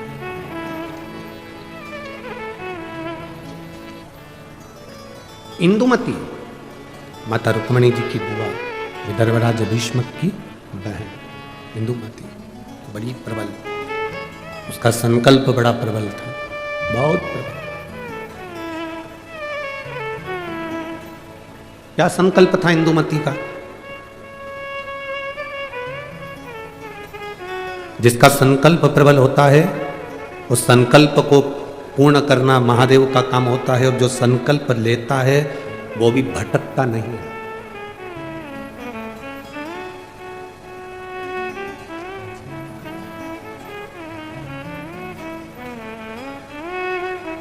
वो भटकना नहीं। किसी ने कहा गुरुजी विदर्भ में भगवान कृष्ण आए थे और रुक्मणी जी से शादी कर कर गए थे। हमारे यहां की बेटी चंद्रवंश में भी आई है, इसलिए विदर्भ वालों को बड़ा थोड़ा सा अकड़ रहती है कि हमारे यहां की बेटी द्वारका गई है। दुगनी अकड़ करो तुम अपनी तरफ से। विदर्भ की बेटी केवल भगवान कृष्ण के यहां ही नहीं भी आई, विदर्भ की बेटी इंदुमती विदर्भराज भीष्मक की बहन भगवान राम के परदादा राजा अज से भी आई थी। तुम्हें गर्व होना चाहिए कि अयोध्या भी यहां की बेटी गई है। ये तुम्हें गर्व होना चाहिए कि हमारे विदर्भ की कन्या, हमारे विदर्भ की बेटी कोई साधारण नहीं है।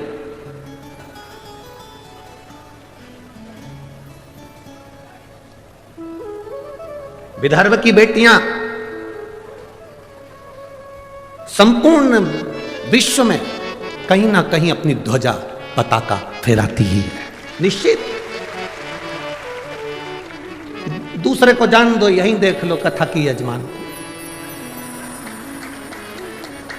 अब दूसरे की क्या चर्चा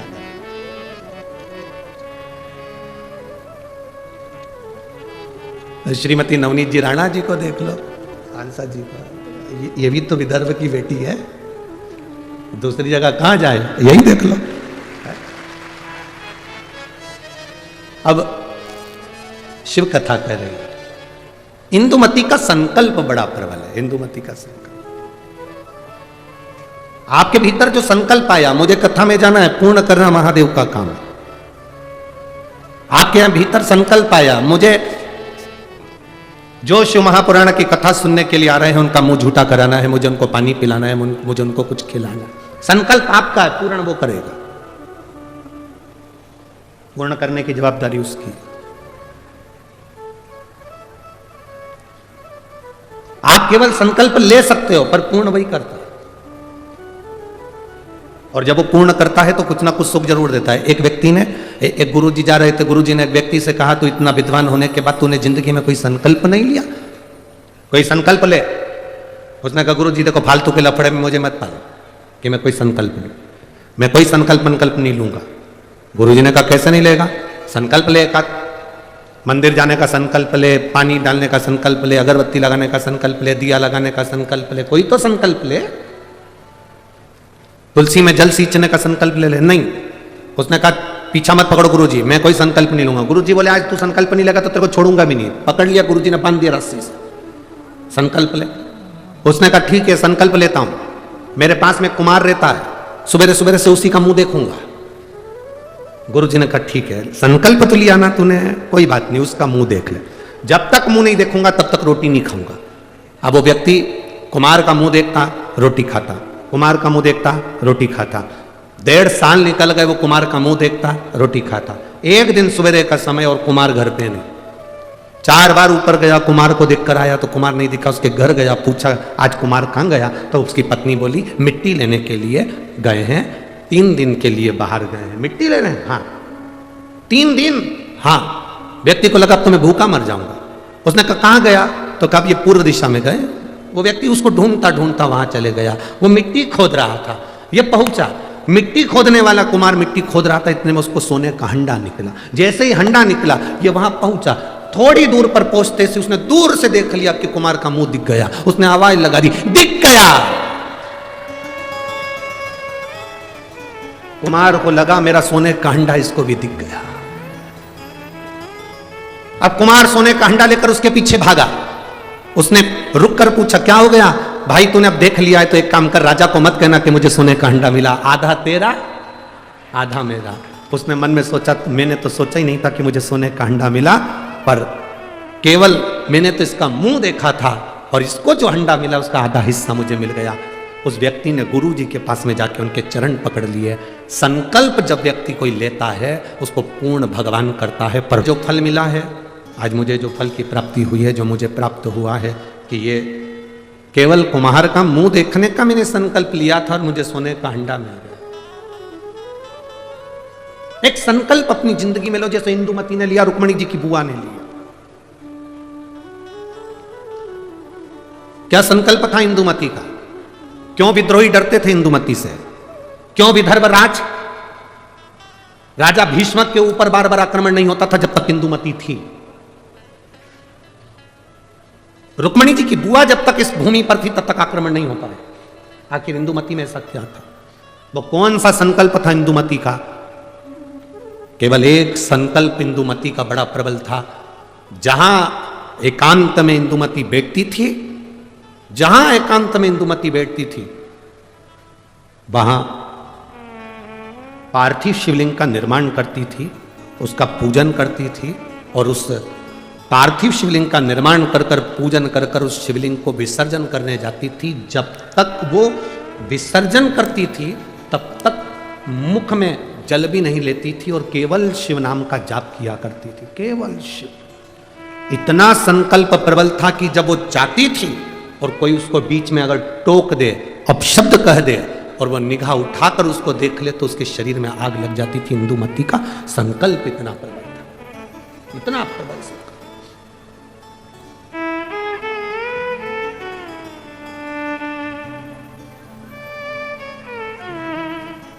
शिव महापुराण की कथा कहती है, कुछ मत करो, आज अमरावती की इस पवित्र धारा से एक संकल्प ले लो कि महीने में जो हर महीने शिवरात्रि आती है, मैं महीने की हर महीने जो शिवरात्रि आती है उस शिवरात्रि पर अपने गमले में, घर में जो मिट्टी हो, गमले में मिट्टी हो, पेड़ पौधे की जो मिट्टी हो, अपने गमले की ही मिट्टी को वहीं पर ऊपर उठाकर उसी गमले के अंदर शिवलिंग बनाकर वहीं पर पूजन कर कर वहीं पर उसका विसर्जन कर दूंगी। उसका भी जो पुण्य है उतना ही मिलेगा जितना पार्थिव शिवलिंग के पूजन का।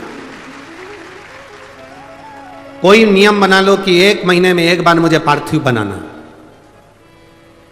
कोई नियम बना लो मैं 3 महीने में 1 बार पार्थिव बनाऊंगी। कोई नियम बनाओ कि मैं 6 महीने में 1 बार पार्थिव बनाऊंगी। कोई नियम बना लो कि मैं साल भर में 1 बार, जो सावन के महीने में शिवरात्रि आती है, जैसा आप लोग सब ऑनलाइन बनाते ही हो, पार्थिव का निर्माण करो। एक संकल्प अपने भीतर।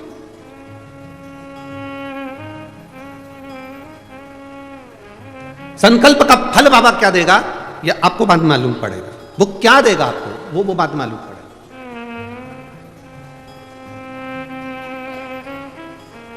और तेरी कृपा बिना न हिले एक भी अणु, लेते हैं श्वास तेरी कृपा से तनो तनो। हे गंगाधार मुक्ति द्वार ओमकार तू, भोले ओमकार तू। आयो शरण तिहार शंभो तार तार तू। बखान क्या करूं मैं राखों के ढेर का, चपटी भभूत में खजाना कुबेर का।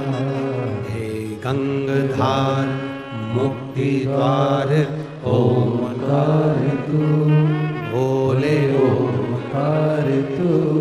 आयो शरण तिहार शंभो तार तार तू। एक संकल्प अपने भीतर होना चाहिए। जब हम संकल्प ले लेते हैं तो पूर्ण वो करता है और उसका फल भी बहुत देता है।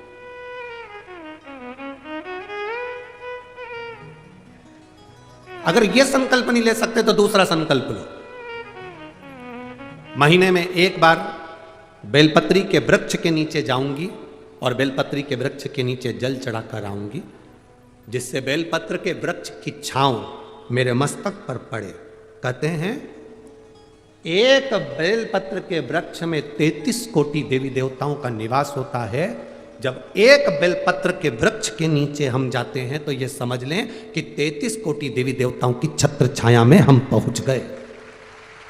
33 कोटि देवी देवताओं की छत्र छाया में हम पहुंचे। ये भाव अपने भीतर प्रकट करो। 33 कोटि देवताओं का आशीर्वाद हमको मिल रहा है, उनकी छत्र छाया में हम पहुंचे, उनका आशीर्वाद हमको प्राप्त हो रहा है। एक संकल्प अपने भीतर होना चाहिए। इंदुमती का संकल्प था शिवलिंग का निर्माण करना, पूजन करना, और उस शिवलिंग को जब तक वो विसर्जन नहीं कर देती तब तक वो बोलती नहीं, खाती नहीं, पीती नहीं। और कोई बीच में आकर अगर मान लो किसी सेना ने आक्रमण भी कर लिया तो उसको शस्त्र से लड़ने की जरूरत नहीं पड़ती थी। राजा भीष्मक, विदर्भराज भीष्मक शस्त्र लेकर आगे नहीं बढ़ता था। केवल इंदुमती का जो शिवलिंग का विसर्जन करने जाती थी इंदुमती, उसके नेत्र की ज्वाला इतनी प्रबल होती थी कि सामने जो सेना आती थी वो जलकर राख हो जाती थी, इसलिए कोई आक्रमण नहीं कर पाता था। इंदुमती का इतना इंदुमती के संकल्प का फल था। इतना कोई सहज है शंकर भगवान की भक्ति करना, शिव नाम लेना, राम नाम लेना, कृष्ण नाम लेना, भगवान की भक्ति को धारण करना, दत्त नाम लेना, कोई साधारण है? आप जिस भाव से भगवान की भक्ति कर रहे हैं वो भगवान की भक्ति भगवान स्वीकार करता है।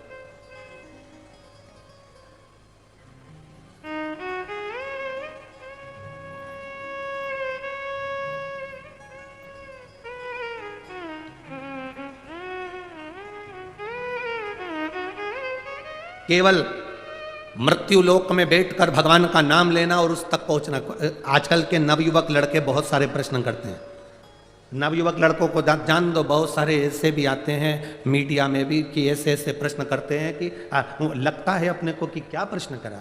अभी यहाँ कथा थी धूलिया में, तो एक मीडिया वाले ने प्रश्न किया कि आप लोग सनातन धर्म की ध्वजा लेकर आगे चलते हो, कहते हो दिया लगाओ, अगरबत्ती लगाओ, भगवान की पूजन करो, मंदिर जाओ, एक लोटा जल चढ़ाओ, भगवान शंकर का नाम लो। क्या भगवान को मालूम पड़ता है किसने नाम लिया?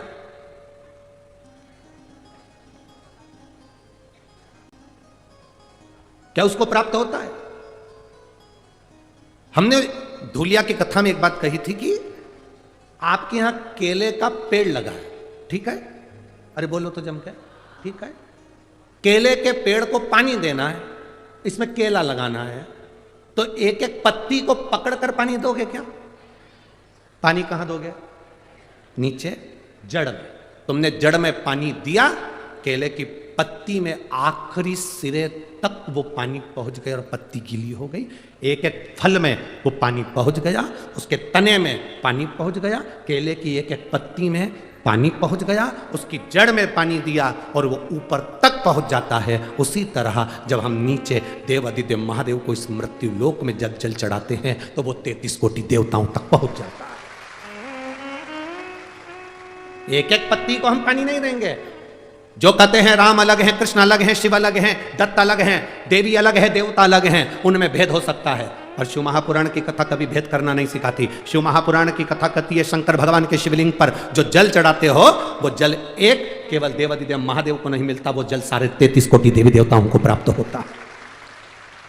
ब्रह्मा विष्णु महेश तीनों उस शिवलिंग के अंतर्गत विराजमान है। माता पार्वती उस शिवलिंग के अंतर्गत विराजमान है। स्वयं गणेश कार्तिकेय वहीं विराजमान है। अशोक सुंदरी वहीं विराजमान है। जया विषहरा शामरीवारी दौतरी देव शंकर भगवान की 5 लड़कियां भी वहीं पर विराजमान है। और जहां से जल बहकर उत्तर की ओर जाता है, जितनी दूर तक जल जाता है उसमें 33 कोटि देवी देवताओं का निवास है। हमने जल केवल महादेव को दिया पर पहुंचा सबको।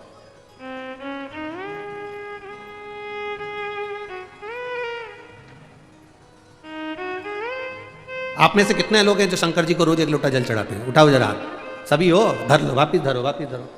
बहुत बढ़िया, जाना चाहिए। तेरे मंदिर में आना मेरा काम है और मेरी बिगड़ी बनाना तेरा काम। ये उसके ऊपर निर्भर करता है। हमारा फर्ज है हम उसके दरवाजे तक जाएं।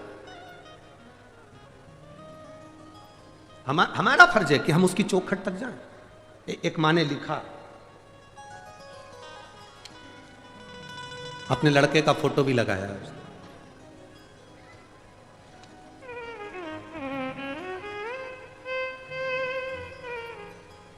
मेरा नाम उज्ज्वला ग्वालियर में महाराष्ट्र जिला अमरावती गावड़ गांव की रहने वाली हूँ। कहीं बैठी हूँ तो हाथ हिला सकती है। मेरा नाम उज्ज्वला, ग्वालियर में महाराष्ट्र जिला अमरावती गावड़ गांव की रहने वाली हूँ। कहीं बैठी हूँ तो हाथ हिला सकती है। इधर बैठी हैं? हाँ ठीक है, दिख गए हो। ऐसा हाथ हिला दो एक बार। श्री शिवाय नमस्तुभ्यम। वापिस हाथ हिलाओ एक बार। श्री शिवाय नमस्तुभ्यम। आपको बहुत बहुत बधाई हमारी ओर से। प्रथम में मेरा नाम उज्ज्वला, ग्वालियर मैं महाराष्ट्र जिला अमरावती गावड़ गांव की रहने वाली हूँ। भोले की कृपा का मैं क्या गुणगान करूँ। पत्र को आप एलईडी पर, टीवी पर, आस्था चैनल पर, फेसबुक, यूट्यूब पर पढ़ सकते हैं। एलईडियाँ जितनी लगी हैं उस पर भी आप पत्र पढ़ सकते हैं। मेरा नाम उज्ज्वला, ग्वालियर मैं महाराष्ट्र जिला अमरावती गावड़ गांव की रहने वाली हूँ। भोले की कृपा का मैं क्या गुणगान करूँ गुरुदेव।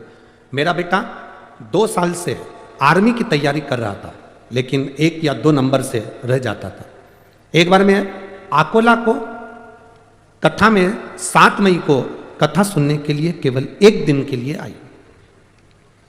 आप कहते हो पंडाल में जो कथा सुनता है, दिल से जो बाबा से कहता है, बाबा उसको देता है।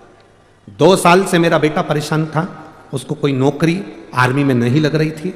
मैं 7 मई को अकोला की कथा सुनने के लिए चली गई। 1 दिन के लिए कथा सुनी, भूमि को नमन करा। गुरुदेव सत्य है, जहां शिव महापुराण की कथा होती है वहां की भूमि भूमि नहीं रहती, कैलाश बन जाती है और वहां कंकर शंकर निवास करता है। आप कहते हो जहां जगह मिले वहां बैठकर कथा सुनो। हमको तो पंडाल में जगह मिली ही नहीं, हम तो बहुत दूर बैठकर कथा सुनते रहे। गुरुदेव भूमि पर बैठकर कथा सुनी आपने। श्री शिवाय नमः, इसी को शिव भक्ति का।